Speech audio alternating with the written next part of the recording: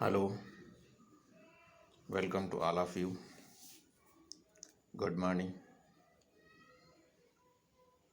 आप सभी का आरएस एजुकेशन क्लास में स्वागत है।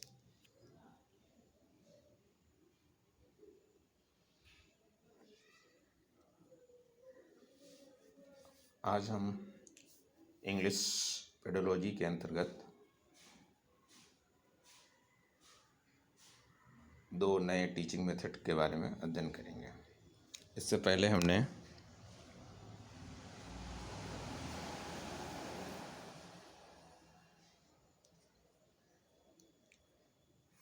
ग्रामर ट्रांसलेशन मेथड और डायरेक्ट मेथड का अध्ययन किया था। ग्रामर ट्रांसलेशन विधि में क्या होता था, उसमें टारगेट लैंग्वेज अर्थात जो फॉरेन लैंग्वेज सिखाई जानी है उसको हम मातृभाषा लैंग्वेज को ट्रांसलेट करके वर्ड बाय वर्ड अध्ययन कराते थे। और वहाँ पर आपका इंडक्टिव मेथड का उपयोग किया जाता था और आपकी ग्रामर ट्रांसलेशन मेथड जो था वो प्राथमिक स्तर पर प्रमुख रूप से यह प्रयोग किया जाने वाला आपका मेथड है टीचिंग। इसके बाद दूसरा था आपका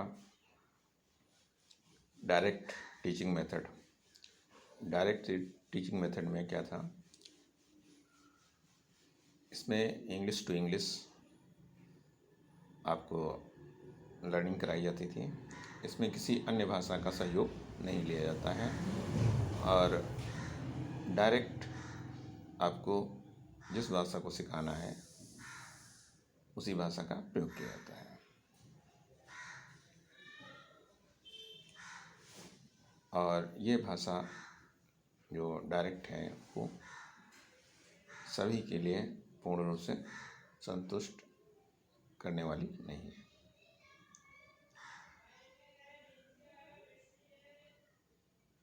और इसके लिए फुल ट्रेंड आपके टीचर्स की आवश्यकता होती है और ये भारत में पूर्णतया लागू नहीं है।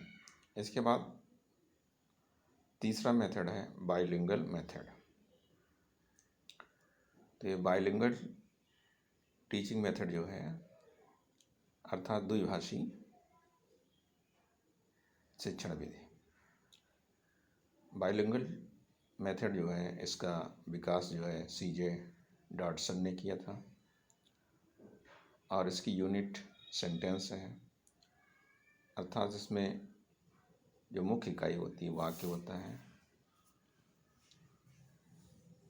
आइए इसका इंट्रोडक्शन देखते हैं। In this method two language are used. इस विधि में हम दो भाषाओं का प्रयोग करते हैं। First target language and second mother tongue और लैंग्वेज। तो इसमें सबसे पहले टारगेट लैंग्वेज अर्थात वो भाषा जो सिखाई जानी है, अर्थात फॉरेन लैंग्वेज, या यहाँ पर ये कहा जा सकता है कि इंग्लिश लैंग्वेज टारगेट जो है सब, उसको हम दूसरी लैंग्वेज अर्थात सेकंड लैंग्वेज जो आपकी मातृभाषा है उसकी सहायता से सिखाया जाता है। तो target language is that which we learn by mother tongue and this is method is a combination of direct method and grammar translation method. यहाँ पर क्या है, जो टारगेट लैंग्वेज है उसको मातृभाषा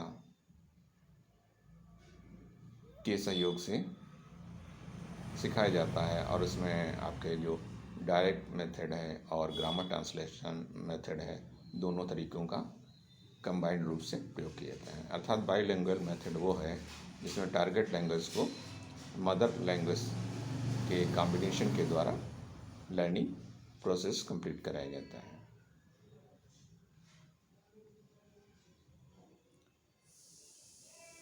अर्थात grammar translation method plus direct method equal to bilingual method. अर्थात बाइलिंगुअल मेथड या द्विभाषी शिक्षण विधि जो है वो प्रत्यक्ष शिक्षण विधि अर्थात डायरेक्ट शिक्षण विधि और ग्रामर ट्रांसलेशन विधि अर्थात अनुवाद विधि दोनों का सम्मिलित रूप में मिश्रण है। अब इसके मेन पॉइंट देखते हैं।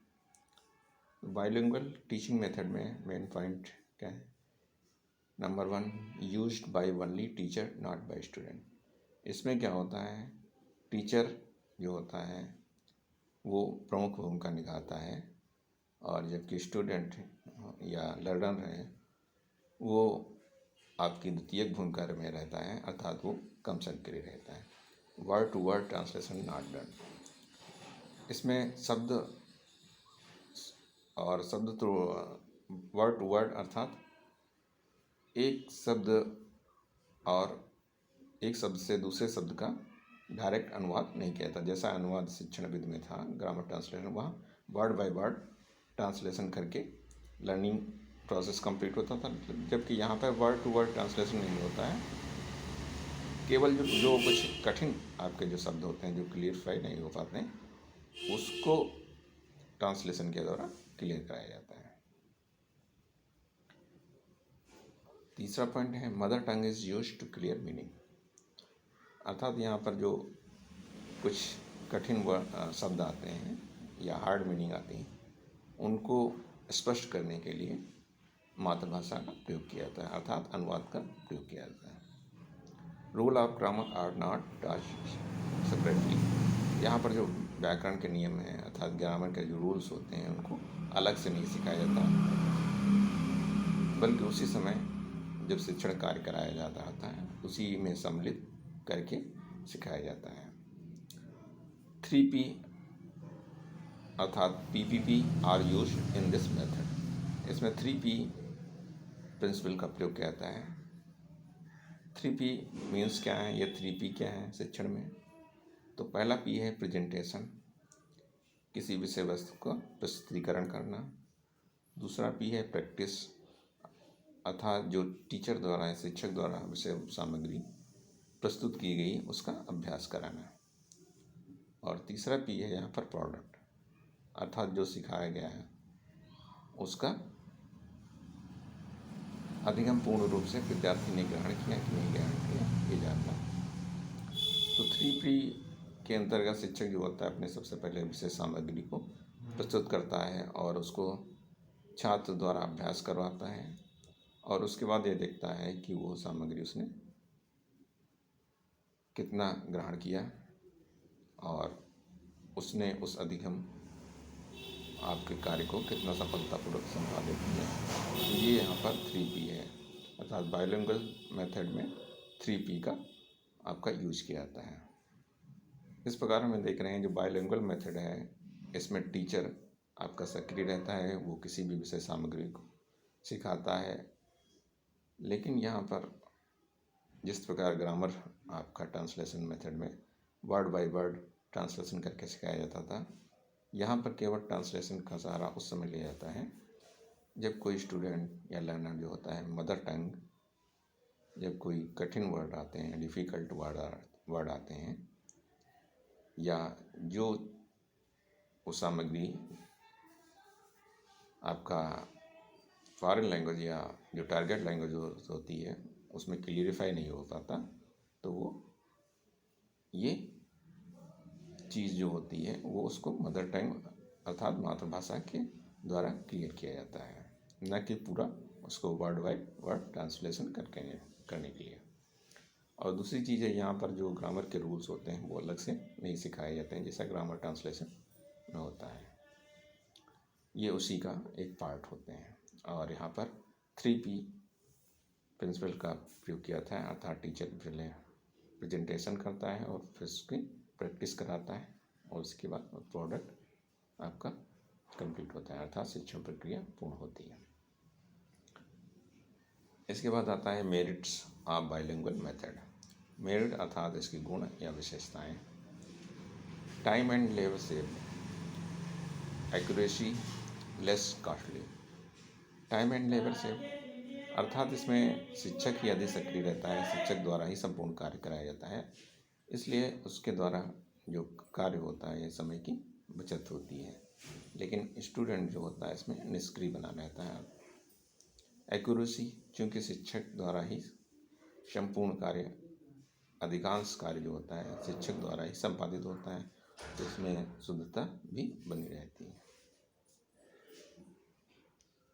जबकि लेस कॉस्टली है, और इसमें चूँकि डायरेक्ट मेथड का प्रयोग कम होता है, इसमें डायरेक्ट किसी सामग्री को प्रस्तुतिकरण की आवश्यकता न्यूनतम होती है, क्योंकि इसमें मातृभाषा का प्रयोग टॉपिक को क्लियरिफाई करने के लिए या डिफ़िकल्ट वर्ड को समझने के लिए किया जाता है, इसलिए ये लो कॉस्टली भी है। Audio visual aids are not compulsory, और इसमें जो आपको दृश्य से सामग्री होती है उसका कोई पूर्ण प्रयोग करना जो आपका कंपल्सरी नहीं होता है, अर्थात आवश्यक नहीं है। लिंग्विस्टिक हैबिट फॉर्मेशन, यहाँ पर क्या होता है भाषाई आदत को विकास नहीं होता है, अर्थात जो किसी भी सामग्री को उसको एक आदत के रूप में, अर्थात एक स्वाभाविक उसकी भाषाई विकास के रूप में विकसित कराया जाता है। No need a train teacher, यहाँ पर बहुत अधिक स्किल्ड टीचर की आवश्यकता नहीं होती। स्ट्रेच ऑन स्पीच प्रैक्टिस, यहाँ पर जो आपका होता है स्पीकिंग पर विशेष बल दिया जाता है, अर्थात उसको बार बार वाचन कराकर उसके द्वारा शिक्षण कार्य संपादित करते हैं।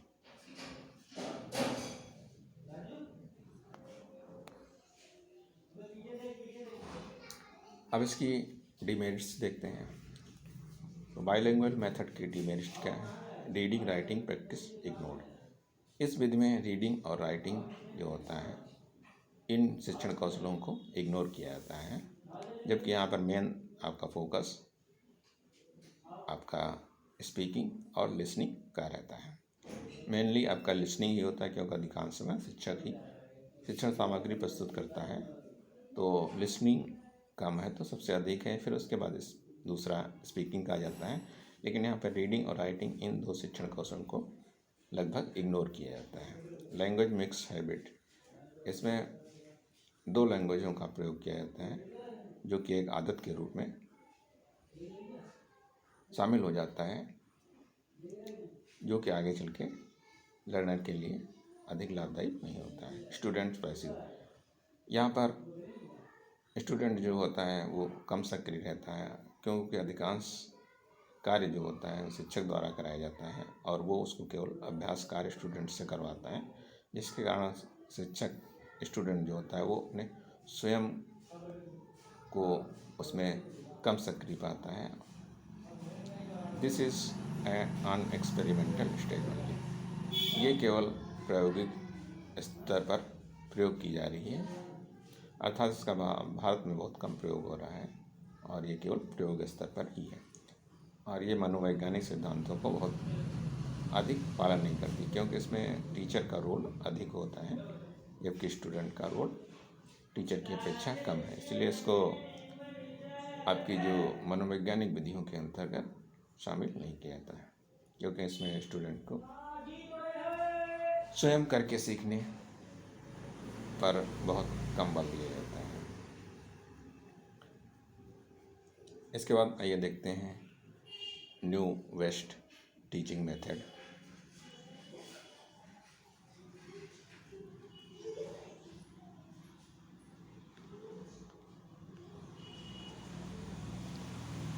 Doctor West new teaching method, तो ये doctor West new teaching method क्या है? इसको रीडिंग मेथड के नाम से भी जाना जाता है। डॉक्टर वेस्ट न्यू मेथड अर्थात रीडिंग मेथड। अब इस सिद्धांत को किसने दिया था? Given by doctor Michael West. इसको डॉक्टर मिचेल वेस्ट ने दिया था, जो कि बंगाल के रहने वाले थे। और अगेंस्ट इसका विकास के सिद्धांत के अनुक्रम में हुआ था। तो डॉक्टर वेस्ट न्यू मेथड का विकास जो हुआ था वो डायरेक्ट मेथड के प्रक्रिया स्वरूप हुआ था। फेवर यूज ऑफ मदर टंग, इसमें किस आपकी प्रमुख तथ्य या बात का फेवर किया है? इसमें इन्होंने मदर टंग का फेवर किया है, अर्थात जो शिक्षण कार्य है वो अधिक से अधिक मदर टंग्स की माध्यम से सिखाए जाने पर इन्होंने बल दिया है और उसका समर्थन किया है। प्रियॉरिटी, इसमें प्राथमिकता की चीज़ है रीडिंग एंड सिलेक्टेड वोकैबुलरी। इसमें डॉक्टर वेस्ट ने, जो माइकल वेस्ट थे, उन्होंने रीडिंग अर्थात पठन शिक्षण कौशल पर अधिक ध्यान दिया है और कुछ सेलेक्टेड जो शब्दावलियाँ हैं, वोकैबुलरी है, उस पर मेन इन्होंने फोकस किया है। Emphasises developing reading ability and silent reading. यहाँ पर उन्होंने जो 4 शिक्षण कौशल हैं उसमें से एक शिक्षण कौशल पर बहुत बल दिया है, डेवलपिंग रीडिंग एबिलिटी। यहाँ उन्होंने पठन जो कौशल है उसके विकास पर अधिक ध्यान दिया है और उसमें भी साइलेंट रीडिंग अर्थात मौन वाचन है। जो आपकी रीडिंग एबिलिटी होती है वो आपकी 2 प्रकार की होती है, एक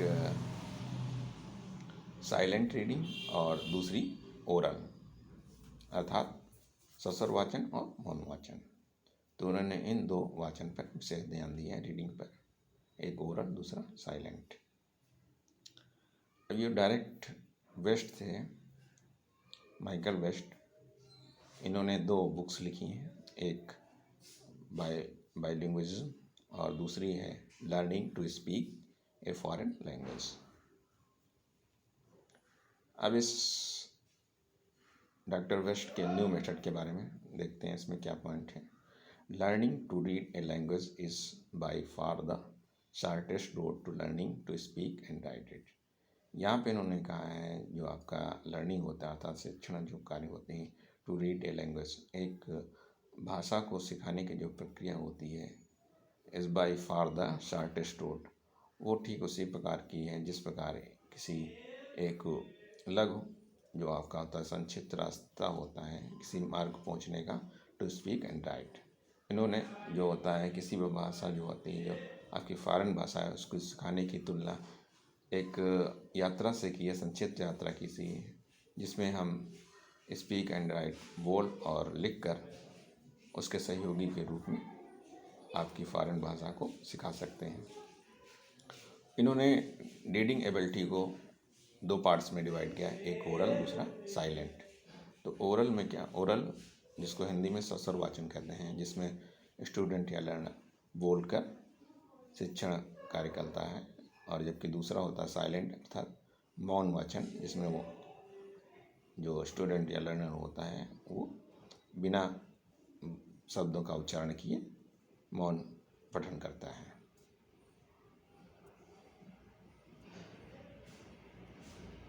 the West method puts emphasizes on 3 important element. जो वेस्ट मेथड है टीचिंग का, उसमें इन्होंने 3 प्रमुख तत्वों पर बल दिया है, या इसके जो शिक्षण सिद्धांत हैं उसके 3 प्रमुख तत्व हैं। पहला है रीडिंग,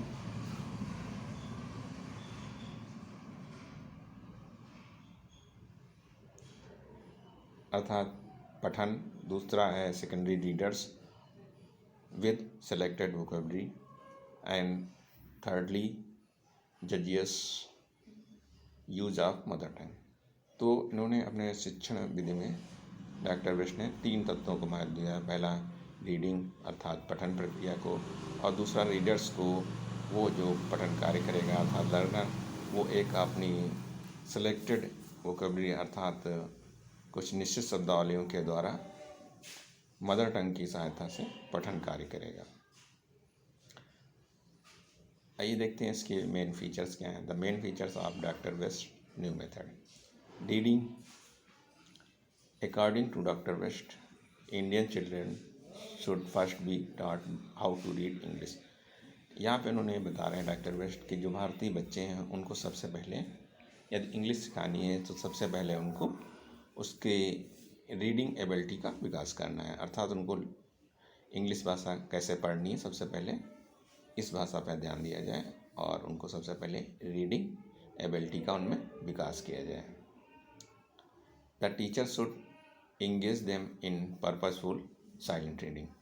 और आगे ये बताते हैं कि टीचर जो है, अध्यापक वो है, अपने स्टूडेंट को इंगेज रखे, साथ संबंध रखे, उससे संबंधित करें एक पर्पसफुल, एक उद्देश्यपूर्ण साइलेंट रीडिंग के लिए। अर्थात जो टीचर है उस पर ये जिम्मेदारी रहती है कि अपने जो विद्यार्थी होते हैं उनको मौन पठन, किसी एक उद्देश्यपूर्ण मौन पठन के लिए प्रेरित करते हैं, अर्थात उससे जोड़े रखें। Some oral work mainly in the form of reading aloud before silent reading. अब यहाँ पर इसके आगे इन्होंने कहा है कि मौन पठन करने से पहले स्टूडेंट को कुछ ओरल अर्थात मौखिक रूप से सस्वर वाचन के लिए अर्थात ओरल रूप से रीडिंग करने के लिए कुछ वर्क दिया जाना चाहिए, उसके बाद ही साइलेंट रीडिंग करानी चाहिए। He admits that speaking gives reality to the subsequent reading of the language. यहाँ पे इन चीज़ का इन्होंने स्वीकार किया है कि speaking gives reality to the subsequent reading of the language. इन्होंने कहा है कि वाचन के लिए रीडिंग की आवश्यकता होती है और रीडिंग के द्वारा ही स्पीकिंग आपकी क्षमता का विकास होता है। अर्थात इन्होंने रीडिंग को बहुत अधिक महत्व देते हुए उस पर अधिक बल दिया है। अर्थात सीखने के लिए सबसे पहले रीडिंग एबिलिटी का विकास होना आवश्यक है और रीडिंग एबिलिटी का विकास होने के बाद ही कोई स्टूडेंट या लर्नर उस चीज़ को अच्छे तरीके से स्पीक कर सकता है। अब इसके बाद देखते हैं मेरिट्स क्या हैं। तो डॉक्टर वेस्ट टीचिंग मेथड की मेरिट्स अर्थात गुण। इंडिपेंडेंट रीडिंग, यहाँ पर स्वतंत्र पठन कार्य का विकास होता है, अर्थात यहाँ पर बच्चे को स्वतंत्र रूप से पढ़ने के लिए प्रेरित किया जाता है। West new method is very effective in the teaching of reading.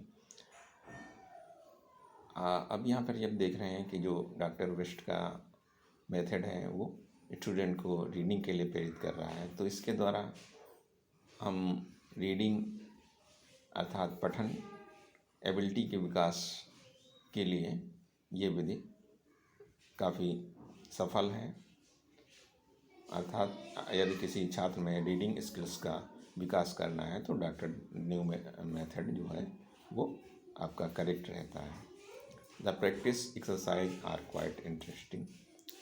यहाँ पर अभ्यास कार्य को ये कह रहे हैं एक इंटरेस्टिंग बनाया जाना चाहिए ताकि स्टूडेंट उसको बार बार अभ्यास कर सके। No teachers require. अब चूँकि बच्चा जो होता है स्वतंत्र रूप से पढ़ने पर बल दिया जाता है तो इसलिए टीचर की कोई अधिक आवश्यकता नहीं होती है। डेवलप टेस्ट इन लिटरेचर, चूँकि स्टूडेंट यहाँ पर रीडिंग करता है तो विभिन्न प्रकार की पाठ्य सामग्रियाँ उसको पढ़ने के लिए दी जाती हैं, तो इसके द्वारा रीडिंग क्षमता के द्वारा उसको साहित्य का आनंद मिलता है और इसके द्वारा उसको लिटरेचर को पढ़ने की क्षमता का विकास होता है, अर्थात वो उसकी ओर उसको झुकाव बढ़ता है। इनहांस वोकैबुलरी, और इसकी सहायता से उसके शब्दावली में वृद्धि होती है, अर्थात शब्दावली क्षमता में वृद्धि के लिए भी रीडिंग महत्वपूर्ण है। अब इसके डिमेरिट्स क्या हैं। No emphasize on theoretical grammar, यहाँ पर सैद्धांतिक रूप से ग्रामर का अध्ययन नहीं कराया जाता है, ये एक इसकी बहुत बड़ी कमी है। Ignore 3 skills listening speaking writing, यहाँ पर सिर्फ रीडिंग पर ही बल दिया गया है और अन्य जो आपकी स्किल्स हैं जैसे लिसनिंग स्पीकिंग एंड राइटिंग इसको इग्नोर किया गया पूर्णतया। Doctor West has to importance to reading, doctor West ने बहुत अधिक रीडिंग पर ही बल दिया है जिसके कारण उन्होंने 3 अन्य स्किल्स को कम महत्व दिया है, जबकि किसी भी टीचिंग के लिए आपकी चारों स्किल्स समान रूप से महत्वपूर्ण होती हैं। बोरिंग, क्योंकि बार बार वो रीडिंग ही करता रहता है इसलिए उसकी ये प्रक्रिया एक बोरिंग प्रक्रिया भी है। Teacher should require to explain some meaning. जबकि टीचर को कुछ ना कुछ स्टूडेंट के सामने पढ़ने से कठिनाइयाँ आती हैं, उसको एक्सप्लेन करने के लिए टीचर की आवश्यकता होती है, जो कि यहाँ पर उपलब्ध नहीं होता है। अर्थात ये भी इसकी बहुत बड़ी कमी है। तो इस प्रकार हमने टीचिंग मेथड के अंतर्गत आज बाईलैंग्वेज टीचिंग मेथड और doctor West new teaching method का अध्ययन किया। इससे पहले हमने ग्रामर ट्रांसलेशन मेथड और डायरेक्ट मेथड का अध्ययन किया था। तो आज की क्लास यहीं पे समाप्त होती है। आप सभी का क्लास के लिए धन्यवाद।